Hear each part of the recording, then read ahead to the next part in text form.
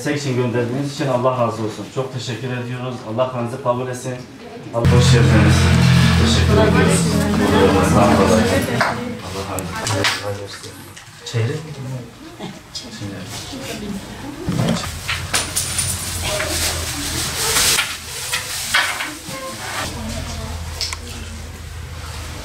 Allah razı olsun. Allah razı olsun. Allah razı olsun. İsim neydi? Azalet Tekin. Azalet Tekin. Şimdi bu çeyrek de bilmiyorum. Allah razı olsun Umut Kervanı'na böyle hizmetlerinden dolayı. Biz Mardin Kadın Kolları olarak yani bütün Mardinli hanımlara, annelere çağrıda bulunduk. Gazze'deki kardeşlerimizin yanında olmamız gerektiği için. Elhamdülillah Allah razı olsun. Bacılarımız geldiler, hanımlar geldiler, katılım sağladılar. Bugün biz yani şimdiye kadar kavli duamızı yapıyorduk. Şimdi de fiili duamızı yapmamız gerektiğini bilincinde olarak bütün kardeşler, bayan kardeşlerimiz maddi imkanlarıyla ellerinde ne geldiyse Allah razı olsun kendilerinden katkıda bulundular. Yani amacımız Allah'ın rızası için oradaki kardeşlerimizin yararlarına bir nebze de olsa merhem olabilmektir. Bu ümmetin aslında sorumluluğudur. Bütün İslam ümmetinin sorumluluğudur. Hem maddi hem manevi olarak o kardeşlerimizin yanında olmamız gerekiyor. İkinci olarak da boykot için bir şey söylemek istiyorum. Gerçekten bayanlar genelde alışverişi bayanlar yapıyor ve burada ben bütün bayan kardeşlerime sesleniyorum. Boykotu küçümsemeyin. Bu çağrıya ses verelim.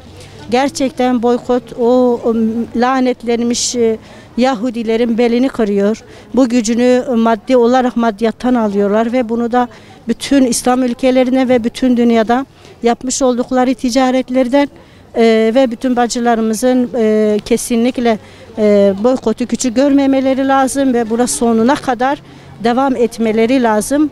O Gazze'deki katliamın yani duruncaya kadar kesinlikle devam etmeleri lazım. Ve burada bizim alışverişi yaptığımızda verdiğimiz her kuruş oradaki o mahzun, o küçücük bedenlerin canlarına birer kurşun, birer mermi olarak gidiyor, bomba olarak gidiyor, kanları akıtılıyor. Vallahi biz evimizde rahat uyuyamıyoruz, başımızı yastığa koyamıyoruz, yediğimiz hiçbir şeyden lezzet alamıyoruz. Yani Allahu Teala inşallah yar ve yardımcıları olsun.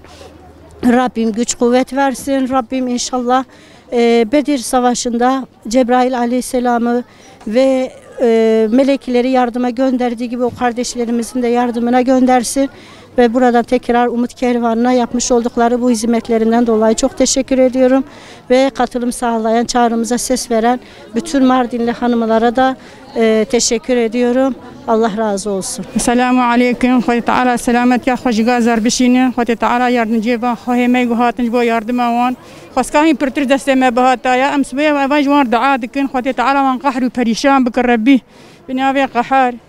Başka xaskahin yardıma per desteme bahataya. Hadi Teala Umut Kervanı razı be. Ev çikmer derxist amhatın ve haviyan. Hadi Teala İsrail Amerika barra pexera havde wan razil rızwan bike. Hadi Teala binavi hafiz Müslümanam hafize bike gücü kuvveti bediwan. Selamünaleyküm. Bugün Müslümanların acısı ve kanayan yarasıdır Gazze. Lütfen artık bir şeyler yapın. Büyüklerimiz,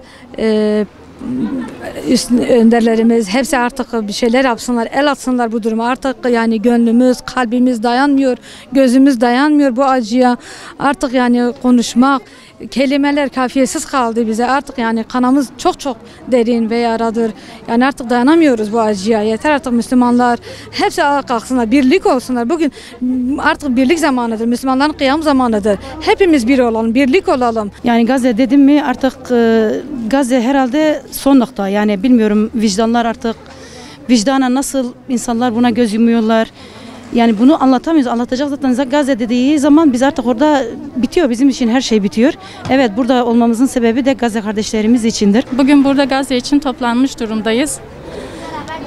Elimizden gelinceye kadar Gazze'de bu zulme maruz kalan kardeşlerimiz için karınca kararınca bir şeyler yapmaya çalışıyoruz.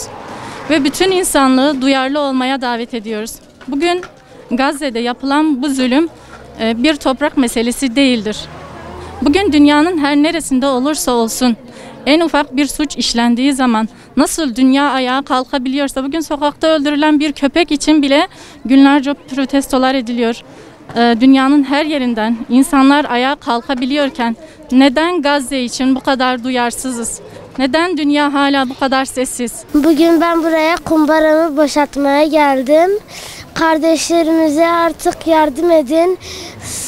Orada soykırım yaşanıyor. Herkes orada ölüyor. Kardeşlerimiz okul okumak hakkı var. Çocukların hakkı var. Büyüklerin yaşama hakkı var. Herkesin hakkı var. Biz buraya kumbaramızı verdik Filistin için. Hep de destekliyoruz. Yanlarındayız. Allah onları zulümden kurtarsın. Allah'ın selamı, rahmeti, bereketi üzerinize olsun. Bugün Hüdapar Mardin Kadın Kolları geldiler ve zinet eşyalarını bağışlayarak Gazze'yi gündemde tutmaya, Gazze'ye yardım etmeye çalıştılar. Rabbim kendilerinden razı olsun. Hüdapar Kadın Kolları Başkanlığı'na ve bu çağrıya kulak verip başta bulunan tüm bacılarımıza teşekkürlerimizi iletiyoruz. Allah-u Teala hepsinden razı olsun. Umut Kervanı olarak inşallah bizler de bu yardımları sahipleri olan Filistin ve Gazze'li kardeşlerimize ulaştıracağız. Rabbim hepimizden razı olsun.